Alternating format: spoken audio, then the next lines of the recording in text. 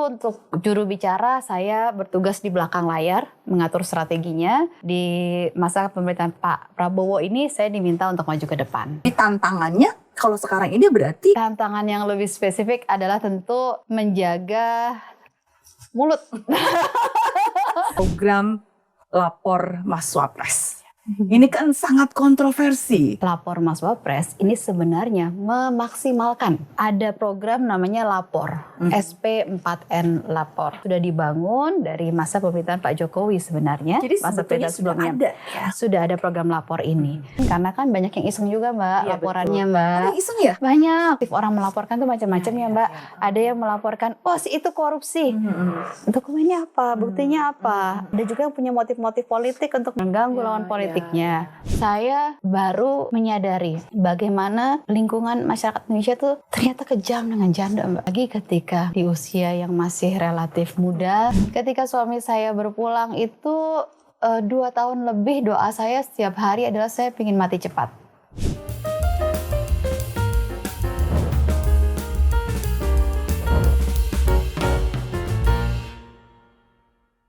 Women Value Podcast kembali menjumpai Anda. Kali ini kami menghadirkan narasumber perempuan hebat, perempuan muda yang ada di lingkungan Presiden Republik Indonesia. Kita sambut Prita Laura Sabah. Halo.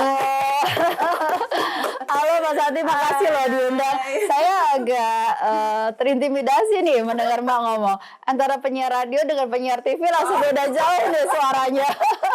Nah, aku juga ngobrol sama Mbak Prita, waduh gimana nih ya, ahli komunikasi presiden gitu loh ya, harus berhadapan gitu loh ya. Anyway, thank you banget udah hadir ke Makasih podcast banyak kita. ya untuk sudah bersedia, sudah mau ngundang dan juga dengan fleksibilitas waktu yang luar biasa. Thank you. Ya, pertama-tama aku ucapin selamat ya, karena sudah dikukuhkan sebagai juru bicara kantor komunikasi presiden. Dan Mbak Prita ini begitu dilantik kerjanya langsung gaspol.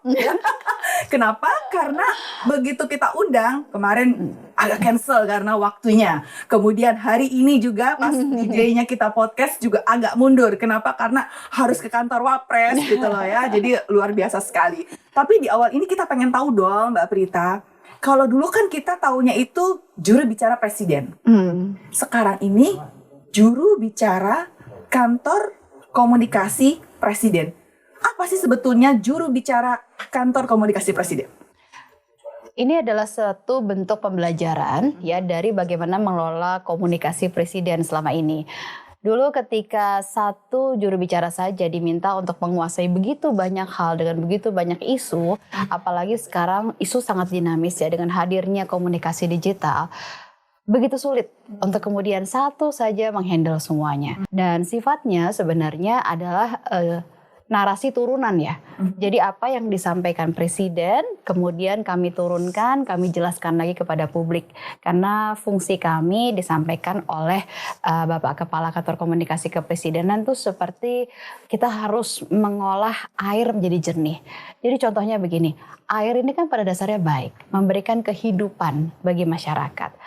Begitupun juga apa yang dikomunikasikan oleh Presiden, Wakil Presiden, program-programnya baik untuk masyarakat. Namun dalam perjalanannya bisa jadi karena kemudian ada bencana atau ada apapun yang terjadi, air menjadi keruh. Kamilah yang bertugas untuk kemudian menjernihkan air tersebut. Agar air tersebut begitu keluar dari kami, dari kantor kami, menjadi air yang bisa dikonsumsi, bisa bermanfaat untuk masyarakat seperti tujuan semula. Jadi itulah fungsi kami. Bisa dikatakan sebagai filter air, begitu ya. Filter air itu berat juga ya. Gitu. Bagaimana prosesnya kan cukup rumit juga ya. Dari mulai air kotornya ini disebabkan oleh apa gitu ya, sampai kemudian menjadi jernih. Nah, kalau Mbak Prita sendiri menjernihkan bagian mana nih? Kalau pembidangan kita akan dibagi berdasarkan isu ya. Kebetulan karena saya sudah lama jadi jurnalis, kemudian sudah juga di kantor staf presiden di mana kita sebelumnya banyak urusan dengan the bottlenecking ya. Jadi ketika ada isu strategis dan isu prioritas presiden yang terhambat, kita berupaya berupaya untuk mengurai sumbatannya agar program-program tersebut jalan. Jadi kebanyakan memang saya bagian untuk bicara mengenai hal-hal teknokratik ya. Bagaimana pemerintahan ini berjalan seperti itu. Itu yang dilakukan. Mbak Prita, banyak orang yang beranggapan ya kalau kerja di lingkungan presiden itu prestis gitu loh. Gimana Mbak Prita sendiri menanggapi ini? Ya, alhamdulillah puji Tuhan kalau memang ditanggapi seperti itu. Namun sebenarnya yang saya pikirkan bukan prestisnya, tapi tanggung jawabnya. Berat ya? Tanggung jawabnya luar biasa ya. tentunya apa yang menyangkut orang nomor 1 di Indonesia. Betul, karena sebenarnya bukan menyangkut orang nomor 1, tapi menyangkut mengenai seluruh rakyat Indonesia. Tanggung jawabnya di situ. Bagaimana menyajikan informasi yang benar-benar itu tadi memastikan agar tujuan baik air yang jernih keluar juga jernih lagi. Itu yang diharapkan. Karena Mbak begini, ketika kemudian air tersebut tidak jernih, maka kemudian masyarakat akan menolak untuk kemudian mengkonsumsi air tersebut. Persis. Itu yang menjadi masalah. Kita lihat di beberapa daerah begitu ya, program-program pemerintah ditolak. Kemudian tidak dimanfaatkan dengan baik dan sebagainya. Karena air yang keluarnya tidak jernih. Ini yang sebenarnya semangatnya saya di situ. Selain sebagai penjernih air, saya juga membayangkan diri saya itu sebagai satu jembatan, Mbak. Jadi ada di satu sisi, satu pulau sini adalah pemerintah yang siap mengalirkan, menjalankan banyak tronton-tronton berisi program-program baik pemerintah. Di pulau satunya ini ada masyarakat yang membutuhkan program-program tersebut. Jika kemudian jembatan komunikasinya ini tidak kokoh, maka truk-truk tronton itu bisa di tengah jalan bisa jatuh ke jurang. Jadi kita harus memastikan bahwa komunikasi bisa berjalan dengan baik. Sehingga tronton program-program baik pemerintah itu bisa nyampe dan dirasakan manfaatnya bagi masyarakat. Itu yang membuat saya semangat dengan pekerjaan ini. Tidak berpikir prestisnya, tapi berpikir pada tanggung jawabnya. Tanggung jawab saya adalah memperkokoh jembatan itu, tanggung jawab saya adalah menjernihkan airnya. Keren banget ya. Nah, masih soal pekerjaan Mbak Prita yang ada di lingkungan presiden, menjadi juru bicara, komunikasi, informasi. Itu kan Mbak Prita yang mungkin seperti tadi bilang, tahu lebih dulu gitu ya.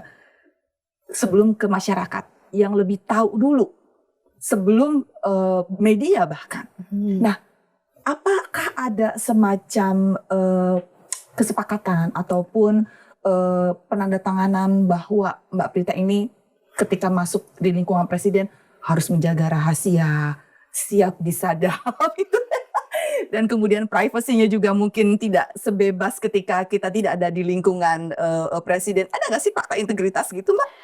Seperti layaknya yang dilakukan kepada seluruh menteri-menteri Pak Prabowo, kami pun juga seluruh dari tenaga ahli di kantor komunikasi kepresidenan kami menandatangani fakta integritas pada saat dilantik. Fakta integritas. Pada saat dilantik. Poinnya apa aja tuh, boleh bocoran? Poinnya adalah sebesar-besarnya melayani publik, kemudian menjaga integritas, itu bagian dari integritasnya, fakta integritas. Artinya di sini adalah kemudian tidak melakukan apa yang Pak Prabowo tentunya tekankan berkali-kali, tidak mencuri uang rakyat, begitu ya, menyampaikan hal-hal yang baik dan benar kepada publik, serta kemudian bagaimana kami juga menjaga kehidupan kita pribadi juga, agar benar-benar menjadi insan-insan yang benar-benar bisa semaksimalnya melayani publik. Itu bagian dari fakta integritasnya. Dan kalau tadi terkait dengan sadap menyadap, saya tidak tahu begitu ya apa disadap atau tidak. Tapi yang jelas memang kita harus membangun awareness itu, Mbak.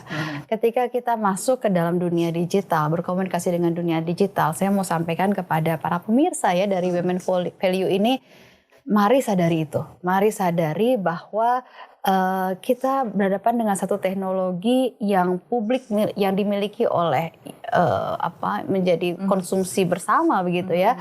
Dan hacker-hacker pun juga makin canggih.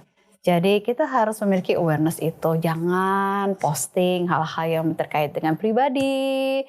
Hati-hati begitu ya.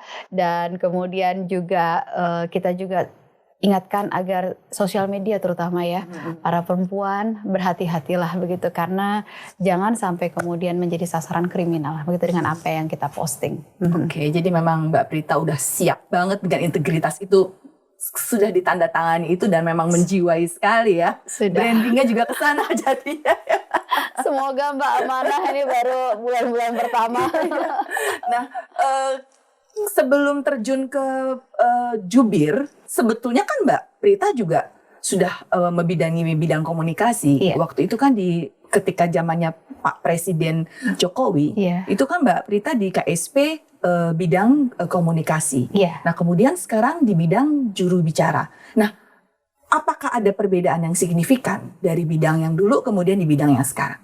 Nah, kalau sekarang saya selain sebagai juru bicara juga tenaga ahli utama untuk hubungan kementerian lembaga, orkestrasi kementerian lembaga, dan kebetulan saya jadi koordinatornya untuk orkestrasi seluruh kementerian lembaga agar komunikasinya harmoni.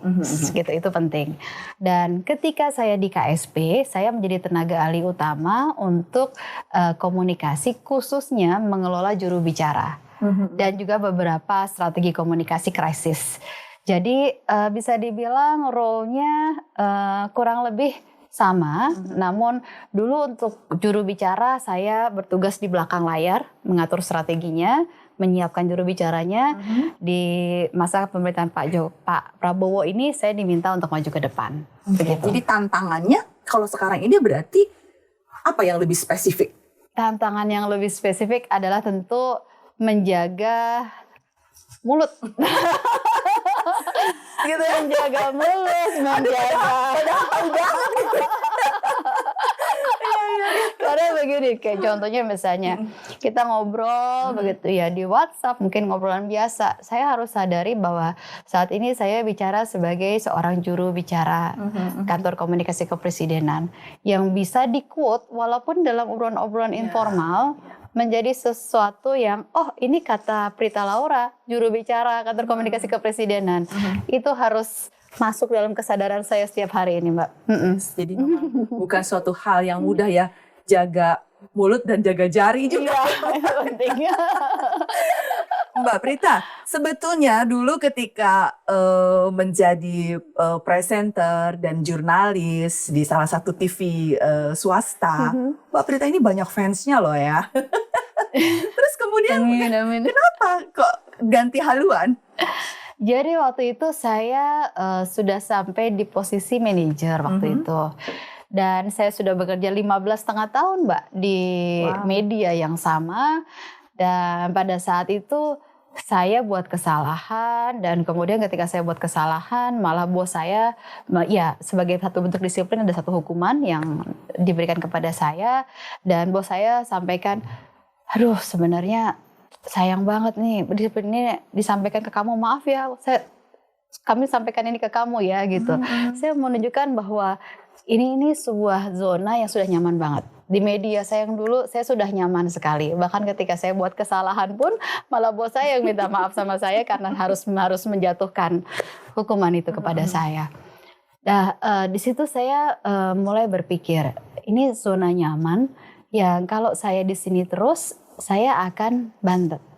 Zona nyaman buat saya musuh dalam selimut ya. Nyaman, tapi kita tidak menyadari bahwa itu sebenarnya membunuh banyak potensi kita. Terus saya memutuskan untuk keluar. Waktu itu semua kaget. Kenapa? Bahkan Pak Surya ngecek, saya sampai cek kepada Pak Surya Paloh, mengecek kepada bos-bos kamu, nggak ada yang masalah sama kamu sebenarnya kenapa? Katanya begitu. Terus saya bilang saya keluar. Mau kemana nggak tahu, saya bilang gitu. Pada saat itu nggak tahu. Saya nggak tahu, benar-benar nggak tahu mau kemana, tapi yang jelas saya tahu saya harus keluar dulu dari zona nyaman ini. Saya harus berada di satu situasi di mana saya harus memacu diri saya, belajar hal baru, mungkin butuh sabbatical sebentar untuk memikirkan saya mau kemana.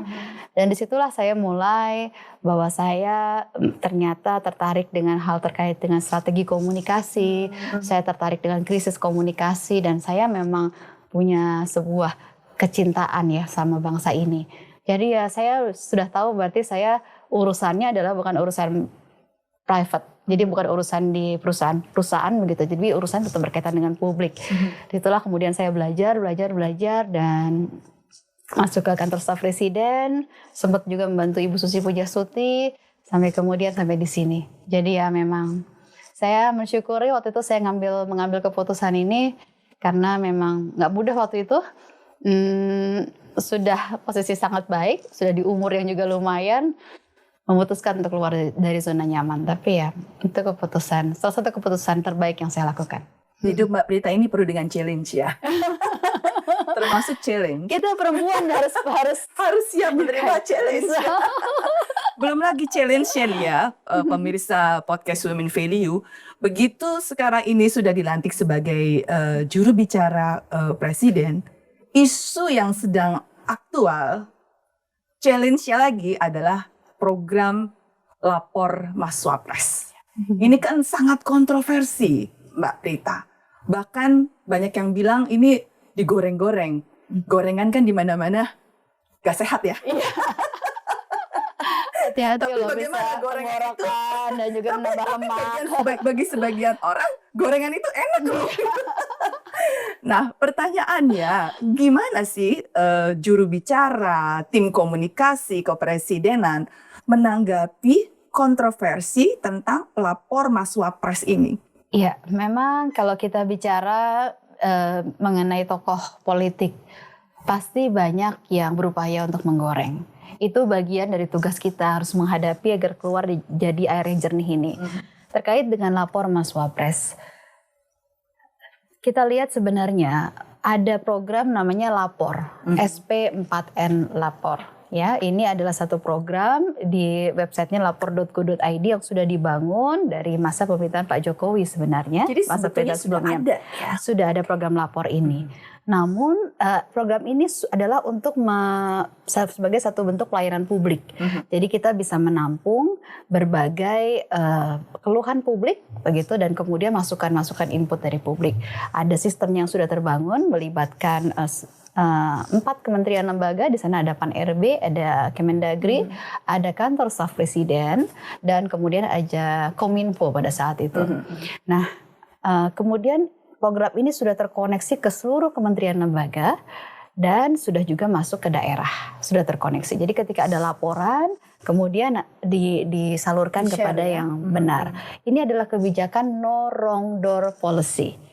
Artinya adalah jangan sampai ada pintu yang salah dari orang melaporkan, ya. Jadi seringkali orang ini kan tidak tahu, Mbak.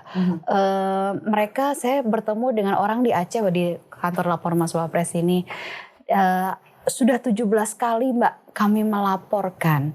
Caranya bagaimana? Caranya kami mengirim surat kemana-kemana 17 kali. Ada tanggapan nggak? Tidak ada tanggapan. Artinya masyarakat tuh nggak tahu melaporkan ini di mana. Terus kemudian ada satu ibu, Bu Santi. Saya sebut quote namanya karena beliau sudah mengizinkan untuk kami jadikan satu contoh kasus begitu. Bu Santi ini warga Depok yang pindah ke Bogor. Tapi bukan Bu Santi saya ya kan? Oke, lanjut Mbak. Tidak mendapatkan fasilitas untuk perlinsos karena perpindahan. Dan ibu ini adalah seorang pengamen dengan 2 anak, sangat membutuhkan program tersebut. Dan sudah mulai melapor di tingkat kelurahan dari bulan Februari sampai sekarang tidak ada kelanjutan. Begitu. Nah ini kan artinya ini baru Ibu Santi yang masih dekat ibu kota Jakarta. Ya? Bagaimana di ujung-ujung Indonesia? Ya. Mereka tidak tahu harus melapor kemana. Ini no wrong door policy. Maka dari itu dibuat satu pintu untuk masyarakat melapor yang dipastikan itu pintu yang tepat. Nah, sudah ada, namun yang melapor pertama masyarakat yang melapor belum banyak. Artinya sosialisasi masih kurang, ya, begitu. Sudahkah dilakukan? Sudah, oleh Kementerian Lembaga sudah dilakukan, begitu ya. Ini namun masih kurang. Kemudian yang kedua, perhatian dari Kementerian Lembaga menindaklanjutinya juga perlu untuk didorong lagi. Dengan kehadiran lapor Mas Wapres yang terkoneksi dengan jaringan lapor ini, perhatian masyarakat jadi besar. Masyarakat jadi tahu bahwa ada satu kanal lapor yang untuk kemudian pintu yang tepat untuk melaporkan masalah-masalah mereka dan ditindaklanjuti dengan berbagai sistem yang ada.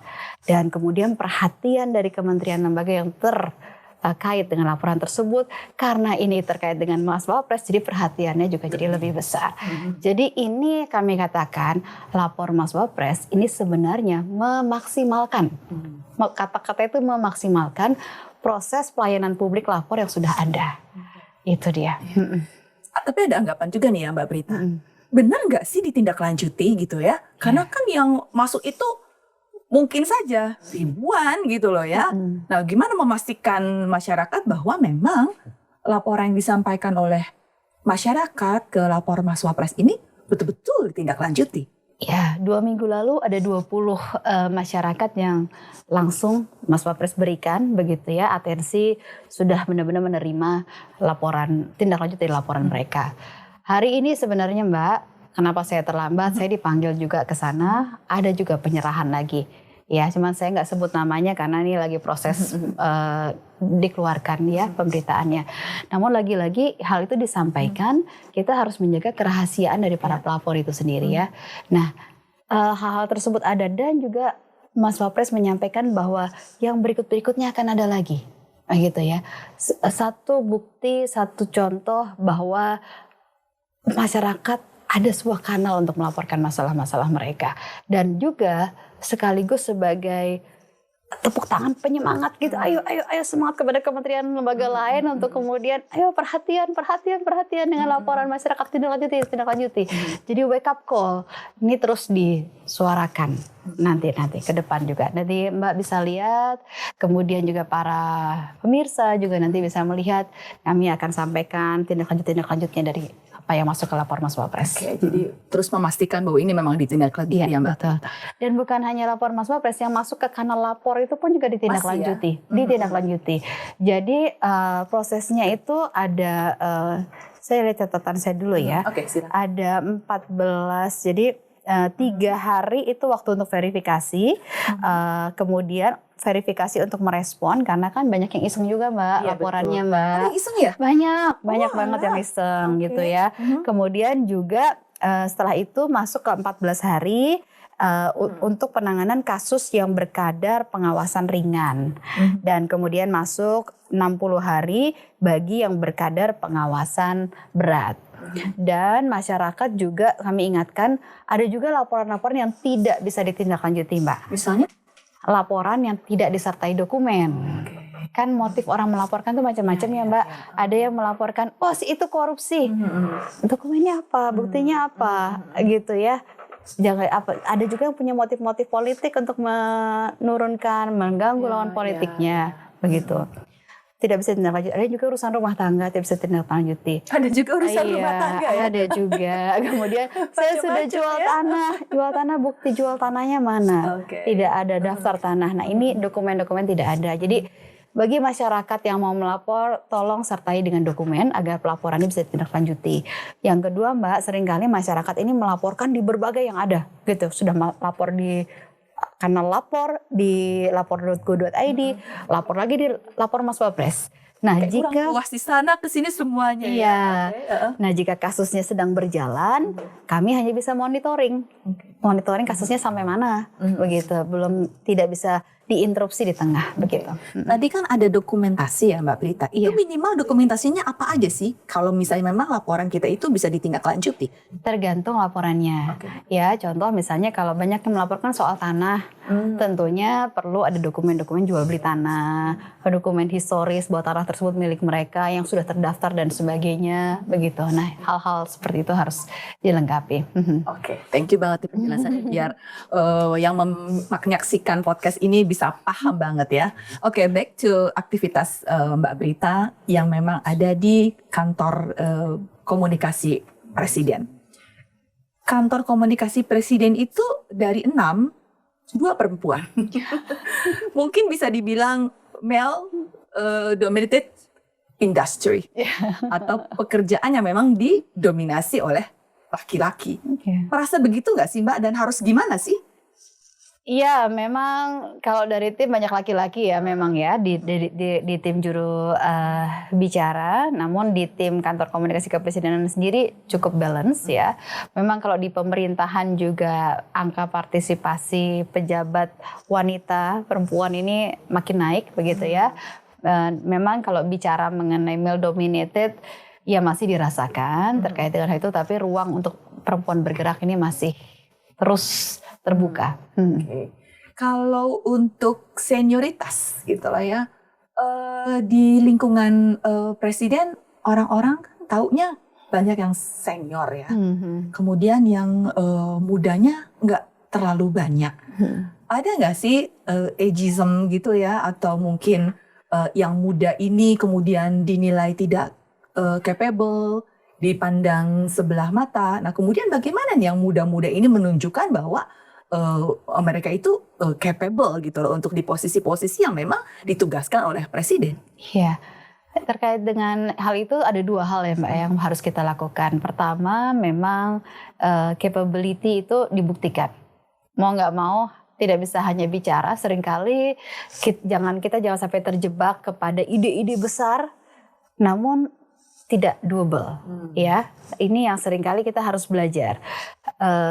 Mereka yang mungkin lebih senior, lebih punya wisdom, punya pengalaman bagaimana ini berjalan. Tapi mungkin yang muda punya ide-ide fresh, begitu ya. Nah ini sebenarnya satu kombinasi yang sangat bagus sebenarnya jika kemudian dilakukan dalam bentuk komunikasi yang baik. Yang junior mendengarkan wisdom dari yang senior memberikan ruang kepada yang junior.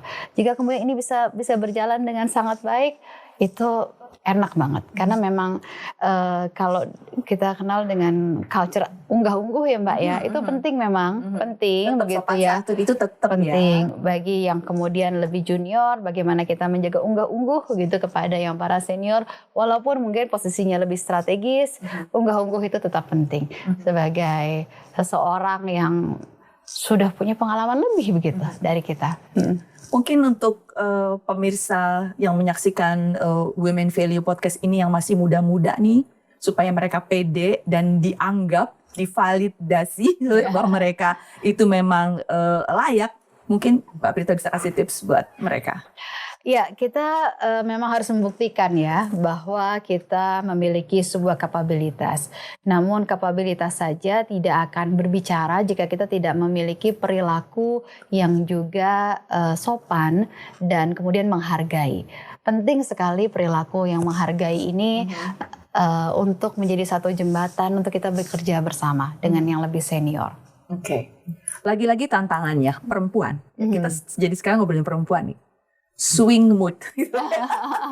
Mood yang tiba-tiba berubah. Apalagi untuk seorang Mbak Prita yang tampil di depan, apalagi kan sekarang tantangannya bukan saja di belakang merumuskan tentang strategi komunikasi, tetapi harus tampil di depan. Bagaimana kemudian mengatasi emosi, mengatasi diri ketika dalam satu titik ada satu pertanyaan yang sensitif banget, atau mungkin seharusnya ini tidak ditanyakan. Nah, gimana nih untuk menghadapi swing mood ini? Nah, saya mengatakan itu inner game, Mbak. Oke. Jadi sebelum kita memenangkan outer game, kita harus menangkan inner game dulu di dalam hati dan juga pikiran. Jadi biasanya pola saya dalam inner game adalah saya mencoba untuk mengerti media apa sih sebenarnya kebutuhannya, dan buat saya itu tidak terlalu sulit karena ya kita kan memang media ya 15,5 tahun jadi media, jadi tahu lah apa kebutuhannya. Seringkali di TV ini memang ada show yang harus dihadirkan sehingga pertanyaan yang memancing emosi itu dilakukan part of the show. Itu bagian saya mengelola inner game. Wah, ini lagi mencoba memberi show nih gitu ya, seperti itu. Kemudian ada juga misalnya memang pertanyaan-pertanyaan yang misalnya memang mungkin bukan media yang memancing emosi, itu selalu ada. Apalagi kita bicara mengenai pelayanan publik, namanya publik nggak puas dengan pelayanan kan sangat ada.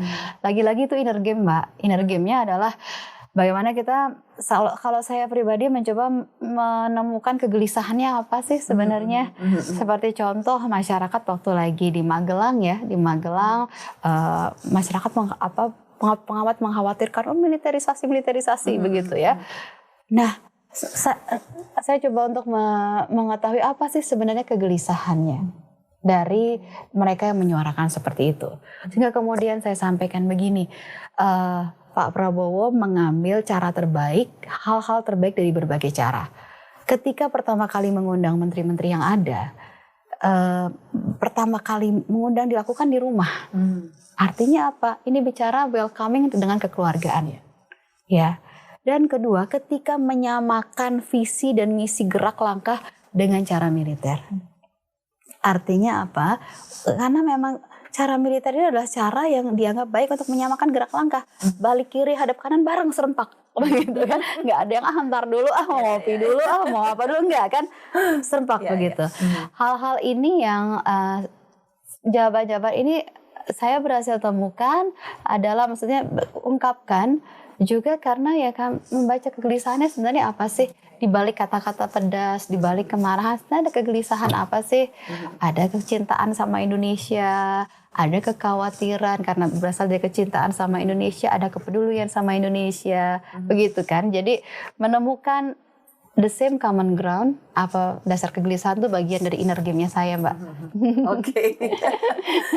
Ini masih tentang perempuan dan saya mohon maaf kalau ini bertanya tentang pribadi, tetapi itulah justru yang ingin saya tanyakan. Kenapa? Karena sosok Mbak Prita Laura Sabah yang begitu kuat, di mana pernah mengalami satu keadaan di mana kehilangan orang yang sangat dicintai, tapi kita melihat bahwa Mbak Prita kuat sampai sekarang ini dengan pencapaian karir yang luar biasa. Bagaimana sosok Mbak Prita melihat keadaan tersebut? Wah, Mbak, saya tidak selalu prime time, Mbak. Saya seringkali nggak kuat. Jadi manusia. Ketika suami saya berpulang itu 2 tahun lebih, doa saya setiap hari adalah saya pengen mati cepat. Saya pengen mati cepat aja. Saya nggak punya tujuan hidup, nggak punya apa-apa begitu ya, nggak punya semangat hidup.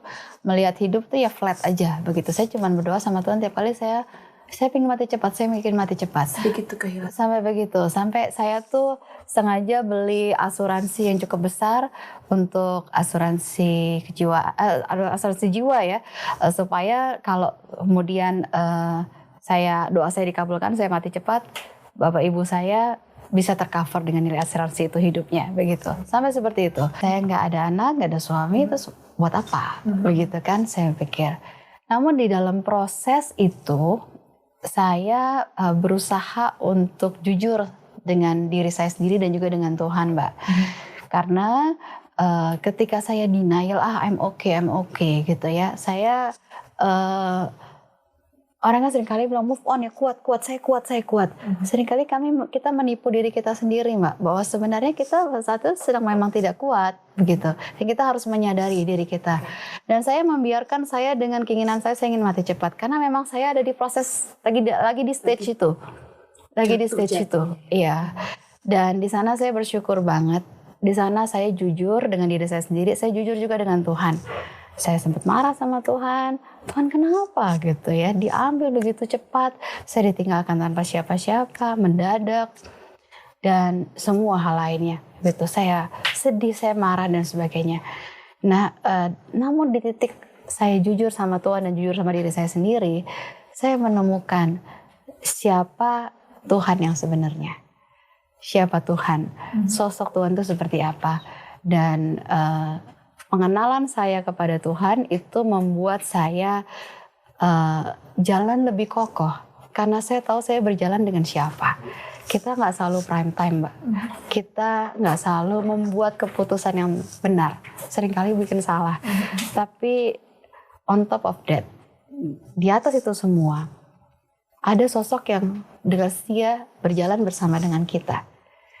Semua di dunia kita ini nggak ada yang abadi, tapi ada satu sosok yang abadi terus bersama kita. Apapun kondisi kita, setia sama kita, sayangnya nggak berkurang sama kita. Sosok itulah Tuhan yang saya kenal, yang berjalan sama saya, nemenin saya berjalan melalui kehidupan ini, dan semakin saya mengenal dia, saya semakin yakin untuk menjalani hidup-hidup ke depan. Karena saya tahu saya berjalan sama siapa. Gitu. Jadi pesan spiritual apa nih Mbak Prita yang lebih ingin disampaikan ke masyarakat dari pengalaman hidup tadi?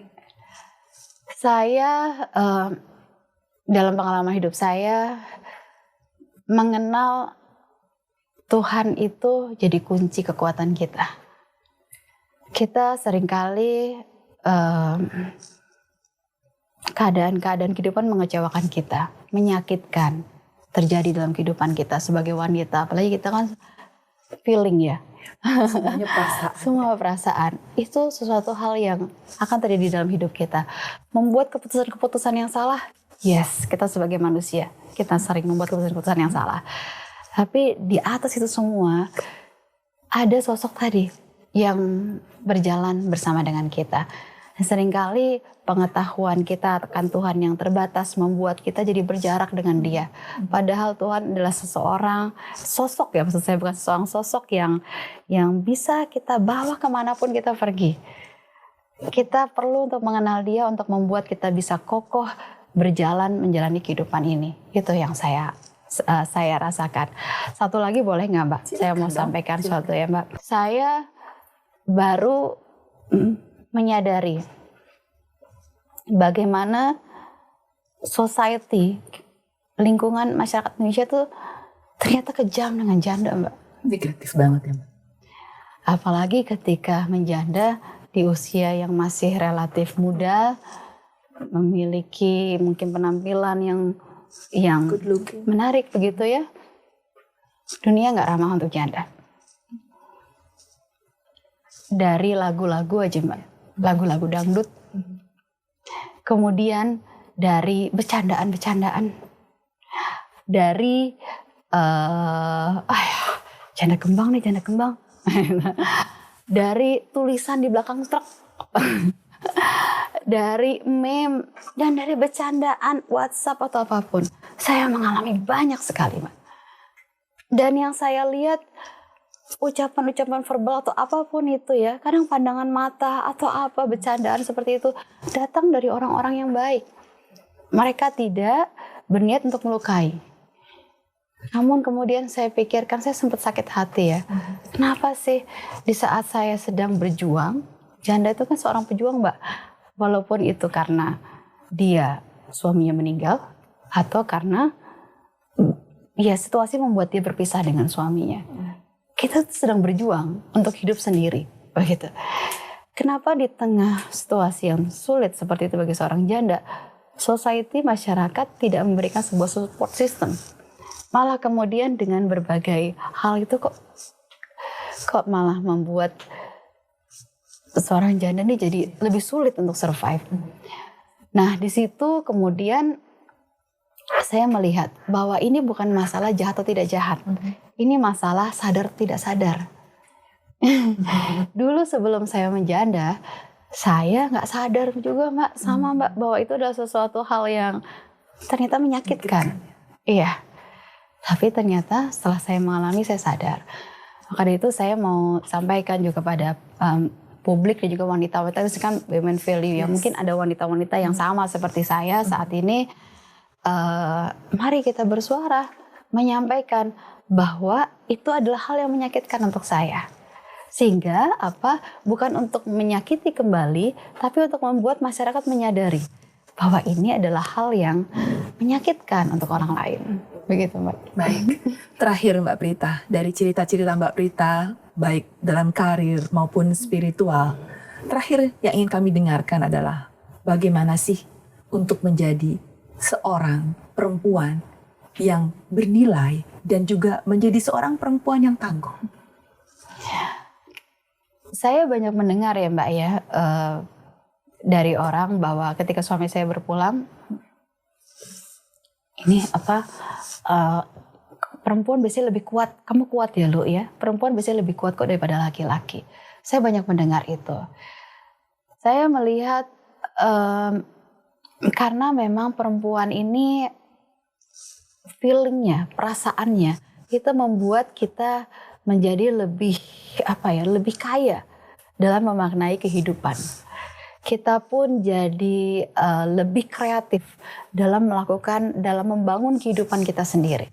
Itu kekuatan dari seorang perempuan ya, dan dalam hal berkarir Mbak, seperti contohnya dalam hal juru bicara. Perempuan ini memiliki, kami yang perempuan dinilai memiliki suatu keunggulan di mana kita bisa bicara dengan sentuhan emosi. Ya mungkin bagi para pria lebih ke sangat logik gitu ya. Kita bisa memahami dari sisi sentuhan emosi, bukan berdrama, tapi memang kita bisa merasakan kemarahan tuh kita bisa merasakan, kesedihan kita bisa merasakan, kekecewaan bisa merasakan, sehingga kita bisa sampaikan dengan intonasi, dengan semua gesture bahwa saya mengerti kegelisahannya, saya mengerti, tapi nggak begitu. Tapi mungkin kalau pria akan lebih ke berdasarkan data, ini begini, tidak begitu gitu ya. Ini adalah sebuah keunggulan seorang perempuan. Di tengah dunia masih banyak membutuhkan wanita-wanita yang berdaya. Jadi jangan menyerah dengan apapun situasinya, terus berdaya karena memang we are beautiful inside out. Thank you banget Mbak Prita, Laura, Sabah. Saya yakin sekali buat masyarakat yang mendengarkan podcast Women Value ini banyak inspirasi, banyak pengalaman yang bisa menjadikan inspirasi, saling menguatkan untuk perempuan-perempuan Indonesia dan masyarakat luas dalam meraih mimpinya. Sukses Saya selalu. juga terinspirasi banget buat Mbak. Terima kasih banyak sudah menginspirasi saya. Bikin program ini luar biasa loh. Thank you. Warnanya apa lagi? Strong women. Strong women. Terima kasih, sukses. Terima Selamat kasih, bekerja dan sama-sama sukses Mbak juga untuk Zanti. jurubicara presiden, ya. Amin. Terima kasih para pendengar. Terima kasih.